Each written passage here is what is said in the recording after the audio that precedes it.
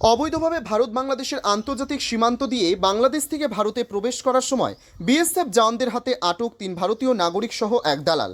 বাংলাদেশ থেকে ভারতের মাটিতে বাংলাদেশিদের অবৈধ অনুপ্রবেশ যেভাবে বৃদ্ধি পাচ্ছে, তেমনি অবৈধভাবে ভারত থেকে বাংলাদেশে পারাপার ও সাধারণ মানুষের মনে ভীতি সৃষ্টি করছে। আর তাতে আন্তর্জাতিক মানব পাচার চক্র ক্রমশ বিস্তার লাভ করছে। এবার অবৈধভাবে ভারত বাংলাদেশের আন্তর্জাতিক সীমান্তের কাঁটাতার পেরিয়ে ভারত থেকে বাংলাদেশে প্রবেশের সময় 3 ভারতীয় নাগরিক ও এক ভারতীয় দালালকে আটক করে বিএসএফ জওয়ানরা। পরবর্তী সময়ে ধৃত 4 জনকে উত্তর ত্রিপুরা জেলার ধর্মনগর জেলা ও দায়রা আদালতে সোপর্দ করলে কদমতলা থানার পুলিশ।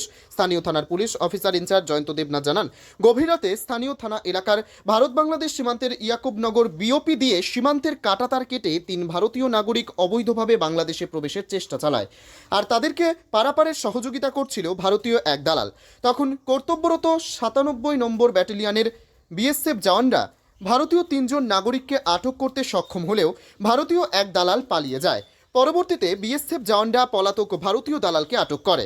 আটককৃত ভারতীয় নাগরিকরা অসমের লামডিংয়ের কাঙ্গারগাঁও এলাকার সমরজিৎ চন্দ্র দাস, তার স্ত্রী স্বপ্নাবালা দাস ও রবীন্দ্র কুমার দাস, সাথে ধৃত ভারতীয় দালাল শাহিন মিয়া, বাড়ি ইয়াকুবনগর এলাকায়।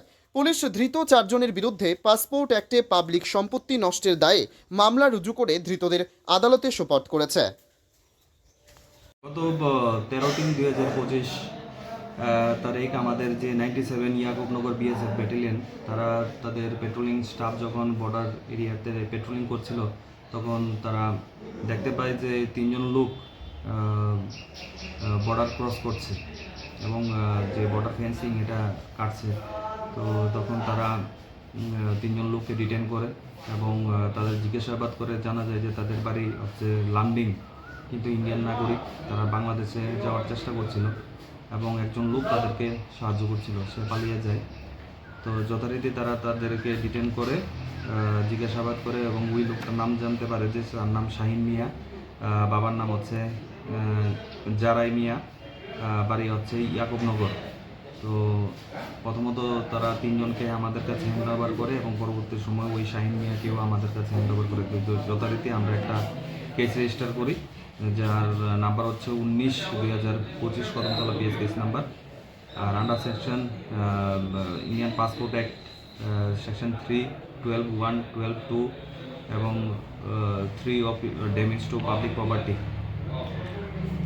তাদেরকে কোর্টে ফরওয়ার্ড করা হবে। তাদের নাম হচ্ছে, একজনের নাম হচ্ছে সমরজিৎ চন্দ্র দাস, বাবার নাম অনিল চন্দ্র দাস।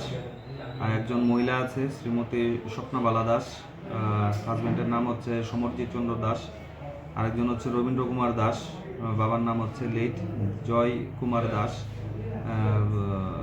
ভিলেজ হচ্ছে কাঙ্গারগাঁও, পোস্ট অফিস লামডিং এবং পিএস লামডিং, ডিস্ট্রিক্ট হচ্ছে হুজাই এবং স্টেট আসাম। শেষ করা হয়েছে, আজকে ফরওয়ার্ড করা হবে তাদের।